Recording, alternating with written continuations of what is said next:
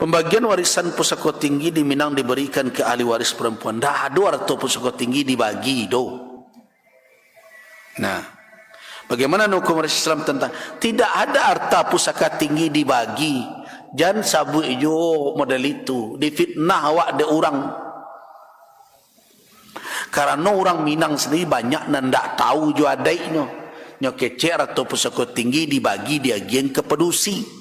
Bila lu harta pusaka tinggi dibagi, harta pusaka tinggi itu milik kaum. Kaum awak, suku awak. Ambo misalnya, mau Melayu. Nah, harta pusaka tinggi itu milik orang Melayu. Kalau toh kadi untuk kan biasanya parui surang-surang, nenek surang-surang. Kalau kini dibuat oleh sianu, itu bukan dibagi ke untuk inyo. Suatu saat mamak bisa saja menarik mali kan kena lain, namanya ganggam bauntuk namanya. Jadi nak kecek awak nempunya. Kalau awak nempunya dia bisa awak menjual, tidak bisa. Jadi tidak ada harta pusaka tinggi itu dan dibagi serupa faraid. Harta pusaka tinggi itu punya siapa? Punya kaum. Atau mana kau pedusi memaci laki-laki pi merantau dahulu. Tu kan banyak membawa sawah tu karantau. Dan tinggal di kampung kan pedusi. Nah, tapi ini kau punya tidak. Pedusi dan berkuasa indak mamak dan matur. Mamak pedusi laki-laki. Ya sudah. Jadi tidak ada sebenarnya di Minang tu matriarkat. Kan orang kan tadi mengecekkan berkuasa perempuan di malo. Cuma kadang-kadang adikku ada yang keliru dihamalkan ada.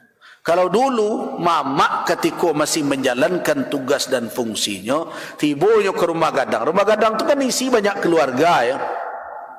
Nah, makanya dulu orang anggan kawin sesuku. Maka itu orang sesuku itu dulu senineknya besoknya serumah gadang. Leka mungkin anak rumah nan di ujung, babi ini juga anak na rumah di pangka, kama pulangnya. Nah, jadi dipantangkan bukan berarti haram. Tidak ketujuh. Artinya tidak disukai oleh orang tu. Maka dah disukai. Kini kan banyak aja yang tidak suka nikah. Ada orang kadang nama pantang je negari itu. Aku kesini tidak pulang dah. Baru saya bersuara mengecek ke orang gaya. Aga cek ibunya. Kama, aga calon. Orang tu tidak salah. Alasannya tidak jalan, mungkin pengalaman dulunya tidak jadi orang sini anak merasa ini. Nah, jadi ada saja orang berpantang model itu. Dan kenapa dahulu dipantangkan orang? Kalau itu kok bercakapnya bako, rumah tangga kan bisa saya bubarnya kok. Amu orang serumah gadang bersiarak jadinya. Jadi lemahlah hubungan sosial. Atau makanya tak dipilih ada orang Minang dulu kawin sesuku tu cari yang lain balik-balik dapur aja. Bagaimana itu? Ya itunya kan dapurnya sorang-sorang di kamar tu. Kadang dapur bersama. Jadi itu makanya tidak dianjur, tidak disukai oleh orang Minang. Pantang. Pantangan itu bukan berarti suatu yang haram. Nah, cuma kadang sebagian orang membawakan haram nikah sesuku, tidak berpantang. Orang Minang berpantang untuk itu. Kenapa? Karena mereka serumah gadang. Susah hubungan nanti. Batangka cie, berserak sadun. Nah, itu nanti dihindarinya. Nah, kemudian apakah nanti orang Minang itu berarti melanggar agama? Tidak adanya melanggar syarak. Dalam kewarisan tidak adanya melanggar syarak. Perusi kau nama punya indak, nama punya kaum. Cuma perusi mamacinya. Kenapa? Karena mereka dan di kampung, mereka dan di rumah. Kalau tu dan di rumah laki-laki, nyo pulang ke rumah bininya, di rumah gadang orang, tidak mungkin sawah. Orang gayanya nyangkut ke situ, tidak punya inyo doh. Nah, itu sebenarnya masalahnya. Jadi orang Minang tidak berlaku bagi dia matrilineal dalam kenasaban. Jadi ini kecekkan garis keturunan ibu itu sebagai ukuran segala tidak ada. Nasab orang Minang tetap ke bapa. Kesukuan orang Minang sukunya ke ibu. Suku jangan difahami menyangkut nasab padanya. Jadi berbeda Minangkabau. Suku itu tidak berkait dengan nasab. Suku itu adalah lembago nan dijago berdasarkan kepada garis keibuan. Garis keibuan itu bukan terkait dengan nasab, tapi untuk koordinasi kesukuan. Nah, suku. Jadi orang Minang tak usah nyabut matrilineal, matriarkat lain. Bari Minangkabau bernasab ke bapak bersuku ke ibu, selesai masalah. Apa dan suku? Suku itu adalah ikatan kekerabatan rahim yang dijago oleh orang Minang. Barang kau itu nan dipertahankan supaya nyo saling menjago dahulunya laki-laki meninggalkan kampung. Supaya nyo saling menjaga satu sama lain. Karena yang laki-laki tradisi di Minangkabau dulu merantau, karatau madang di ulu. Buah babungo balung karantau bujang di ulu, dahulu di rumah paguno balun kan begitu. Nah, mereka akan saling menjaga satu sama lain. Nah, ikatan apa? Ikatan rahim itu yang dipertahankan. Jadi itu tidak ada yang bertentangan dengan syarak. Warisan tidak dibagi menjadi milik kaum sadonyo. Siapa yang mengatur? Mama nanti. Tu sawah nan di lurah. Sianu tahun kini membuat. Nah, tahun lalu kan sianu, ianyo hidupnya kini lalapang. Kini itu tidak berjalan. Jadi pada prinsipnya benar. Sawah milik bersama dikelola oleh orang nan membutuhkan. Siapa mengawasi hari-hari? Mande soko. Mande soko tu dan sabut bundokan doang 5P rumah nang gadang tu. Di bundokan doang banyak tugasnya. Tak sekadar berbaju-baju bertikuluk, berkeluk tanduk, pakai baju bersibar. Bundokan doang itu pengkader calon pemimpin di kaum.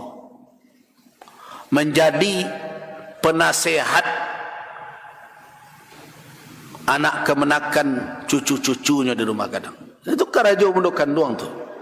Nah, termasuk juga sebagai tampik menitip kunci dek mama, karena tak mungkin dia bawa ke rumah bininya no. Nah, nan tua kalau nama megang. Kalau ada tamu datang, lumbuang mana harus dibuka? Mama napa kan? Kan biasanya di rumah gadang ada lumbuang di mungkoni. Lumbuang manamu masing-masing. Lumbuang setangka lapa tak pernah dibuka kecuali di musim paceklik. Padi nan diletakkan di sini itu sebagai antisipasi keadaan. Ada lumbuang si bayau-bayau, ada si tinjau lawi dan berbagai macam. Bila dibukanya, mama ada marahkan. Untuk hari-harian, makanya mama itu kalau duduknya, maduknya kamar, maduknya ke bilik. Untuk tak bilik sini calik dah, di samping bilik kan pintu ke dapur. Supaya nampaknya berasuk, nak berasuk dapur kemenakannya. Tu kok maduknya ke bilik mama itu. Nan awak nan kalau orang nan pulang ke rumah gadang tu nan menjadi laki ya, suami, di mana duduknya? Membelakang ke biliknya. Jadinya di pintu kamarnya duduk. Itu filosofinya tu mama makanya maduk. Nan pertama wilayah nan di rumah gadang nan sapaki budak maimbau itu salajang kudo malari itu cerita kuncang melopek itu wilayahnya tak ada wilayah orang Semando dulu.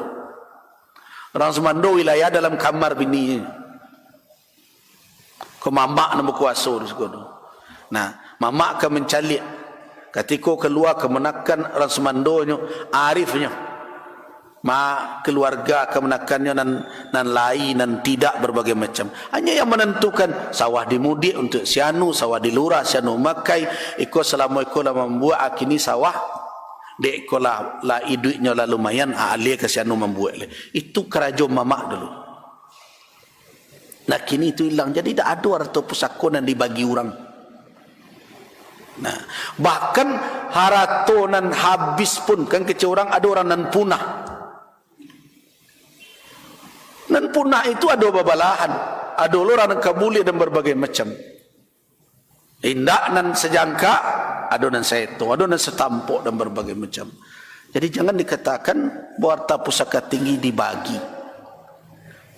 Nah, wanita yang ndak bundo kanduang atau mande soko memaci amanah dari mamak kapalawari sampai mengkader pengulu.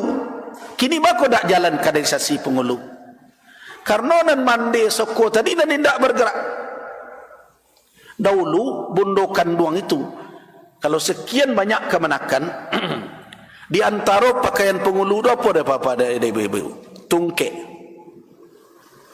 di sampingnya berdeta, di sampingnya baju, tapi adonan rutin di bawahnya pengulu tungke. Itu indak mudo, indak tua pengulu biasanya tungke permainan tangannya. Nah, salah satu contoh tanda mengisyaratkan biasanya seorang pengulu kalau mengkader kemenakannya kok banyak gak 10-20 orang sianan patut dijadikan sebagai pelanjutnya sebagai apa biasanya nyobawa pai parale nyobawa pai ba acara. Nah beko kalau ada paralunya tungke di pacian dek kemenakan itu. Nah itu mande soko bundo kanduan di sinan arifnya tuh siana nacok di bawahnya, siana nacok memacik tungkeknya. Maka di situ kecek dalam aiko nang kadernya kau. Nah, ketikalah tampak lah babake serupa itu, mulailah bondok kandua mendidik kader dan surang tu. Mulai dari dari caro dalam kehidupan. Piriangnya lah dipalainkan doh. Duduknya lah diperbedakan. Supaya nya mulai berwibawa di tengah nan lain nan sebaya aja nyo. Akhirnya lah ya do bendokan doang ngarajan serupa itu.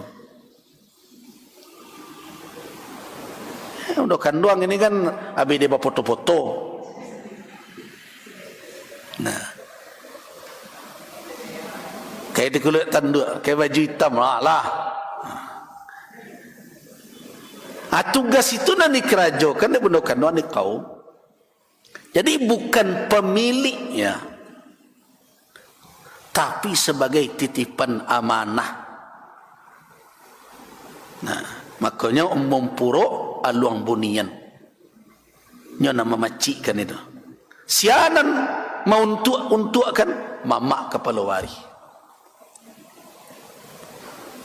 Itu nak menentukan. Biasanya mamak bertanya ke bundo kanuang ke mande soko bako itu. So inyo nama doi setiap hari gitu. Jadi kecil jo atau pusako tinggi dibagi because sudah itu dijualnya. Boleh sudah itu. Di malu ada rato pusako tinggi dibagi. Tidak ada dibagi. Dia hanya diuntukkan. Membuat sianu itu namanya ganggam bauntuk. Bukan dalam makna memiliki. Allahu a'lam. Kita cukupkan sampai di sini. Banyak maaf. Wafakanallahu wa iyyakum lima yuhibbu wa yarda. Wassalamualaikum warahmatullahi wabarakatuh.